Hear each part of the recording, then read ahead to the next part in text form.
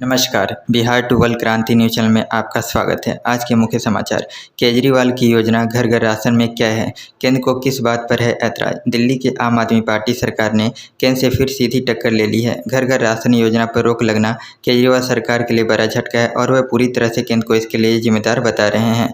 जिस योजना के तहत लोगों को घर पर राशन देने की सुविधा दी गई थी, अभी के लिए उस पर रोक लगा दी गई है। तर्क तो कई दिए गए हैं। दिल्ली सरकार इसे सिर्फ राजनीति का नाम दे रही है। घर घर राशन योजना सीएम केजरीवाल का एक महत्वाकांक्षी प्रोजेक्ट है, जिसकी तैयारी आज से नहीं बल्कि 3 साल पहले से चल रही है। इस योजना का पहले नाम मुख्यमंत्री घर घर राशन योजना रखा गया था, लेकिन बाद में क्योंकि केंद्र ने इस योजना के नाम पर आपत्ति जाहिर कर दी, उसके बाद योजना का नाम घर घर राशन योजना कर दिया गया। लेकिन अब एक बार फिर केंद्र ने इस पर रोक लगा दी है।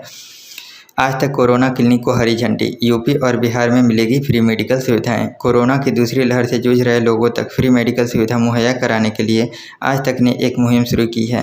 डॉक्टर, नर्स और दवाओं के साथ चलते फिरते आज तक कोरोना क्लिनिक को हरी झंडी दिखाई गई है। फिलहाल यूपी और बिहार में आज तक कोरोना क्लिनिक ज़रूरतमंदों को अपनी सेवाएँ देगा।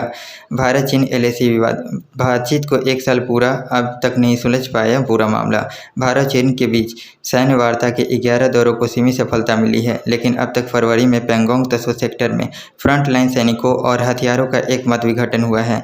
भारत और चीन के बीच सीमा विवाद पर बातचीत को अब 1 साल पूरा हो गया। बीते साल कोरोना महामारी के दौर में 5 मई को पूर्वी लद्दाख में भारत और चीन की सेनाओं के बीच गतिरोध की हालत बने थे। यह 45 साल में पहली बार था कि गतिरोध के दौरान दोनों पक्षों के सैनिक मारे गए। पैंगोंग झील क्षेत्र में सैनिकों के पीछे हटाने के मामले में हालांकि सीमित प्रगति हुई है, लेकिन टकराव के अन्य बिंदुओं पर भी ऐसे ही कदम उठाने के लिए वार्ता में गतिरोध जारी है। यूपी और राजस्थान में भारी बारिश की संभावना। भारतीय मौसम विभाग का कहना है कि आज यानी 6 जून को राजस्थान और उत्तर प्रदेश के कई हिस्सों में बारिश हो सकती है। साथ ही तेज हवाएं चलने की भी संभावना है। स्वास्थ्य मंत्रालय। दिसंबर तक होगी देश के पास 216 करोड़ खुराकें। बायोलॉजिकल ई के टीके सरकार ने 30 करोड़ खुराक आरक्षित की है। सीरम इंस्टीट्यूट ऑफ इंडिया ने दिसंबर तक 20 करोड़ खुराक देने का वादा किया है। दिसंबर तक 216 करोड़ खुराक मिलकर सभी कंपनियां कराएंगी उपलब्ध। स्पुतनिक भी। भारत की 6 कंपनियां कर रही हैं तैयार। मंथन। नड्डा ने की पीएम मोदी से मुलाकात। आज राज्य प्रभारियों के साथ बैठक में आगे की रणनीति होगी तय। पीएम मोदी से मिले भाजपा अध्यक्ष और पार्टी संगठन महासचिव। रविवार को राज्य प्रभारियों के साथ जेपी नड्डा की बैठक होगी। फीडबैक और रिपोर्ट के आधार पर आगे की रणनीति होगी तय। नया संकट। भारत में कोरोना का एक और वेरिएंट आया सामने। 7 दिन में ही कम करने लगता है वजन।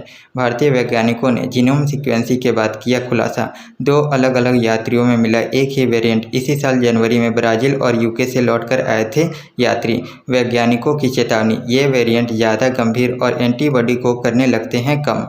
कोलकाता में बीजेपी कार्यालय के पास मिले 51 देसी बम फलों की बोरी में रखे थे।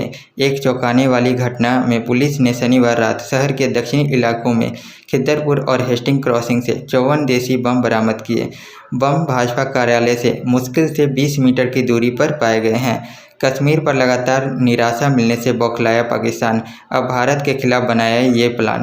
पाकिस्तान के विदेश मंत्री शाह महमूद कुरैशी ने शनिवार को कश्मीर के मुद्दे को उठाने और इस पर समर्थन हासिल करने के लिए इस्लामाबाद में अगले साल मुस्लिम राष्ट्रों के विदेश मंत्रियों की बैठक बुलाने की घोषणा की है।